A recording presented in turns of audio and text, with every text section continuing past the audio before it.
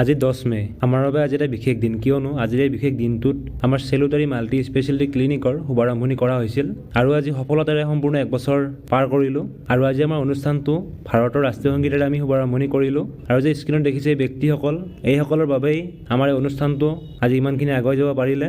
আৰু এই ব্যক্তিসকলক এই সুযোগতে আমি আমাৰ ফালৰ পৰা একোখনিকৈ জাতীয় ফুলাম গামোচা আৰু একোখনিকৈ সম্বৰ্ধনা পত্ৰ প্ৰদান কৰিলোঁ। আৰু তেওঁলোকৰ ওচৰত আমি সদায় চিৰকৃতজ্ঞ হৈ থাকিম। আৰু ইয়াৰ মাজতেই আমাৰ চেলুতাৰী পৰিয়ালৰ ফালৰ পৰা আমি এটা নৃত্য উপভোগ কৰিলোঁ। আৰু তাৰ লগে লগে আমাৰ আমন্ত্ৰিত স্বাস্থ্য সেৱকসকল, সমাজকৰ্মীসকলক দুপৰীয়াৰ আহাৰ যোগান ধৰিলোঁ। আৰু আজিৰ এই অনুষ্ঠানটোত বহুকেইগৰাকী বিশিষ্ট ব্যক্তি উপস্থিত আছিলে। আৰু আজি দিনৰ কাৰ্যসূচী হিচাপে আমি শেষত এটা বাৰে বৰণীয়া জাতীয় নৃত্য উপভোগ কৰিলোঁ। আৰু সন্ধিয়া পৰম পিতা শ্ৰী শ্ৰী অনুকূল চন্দ্ৰ ঠাকুৰক স্মৰণ কৰি আমি এটা সৎসং অনুষ্ঠান ৰাখিছিলোঁ। আৰু অনুষ্ঠানত বহুকেইগৰাকী ব্যক্তি উপস্থিত থাকে। আৰু শেষত আমি সকলোৱে প্ৰসাদ গ্ৰহণ কৰিলোঁ আৰু আজি দিনটো সফলভাৱে অনুষ্ঠানৰ সমাপ্তি কৰিলোঁ।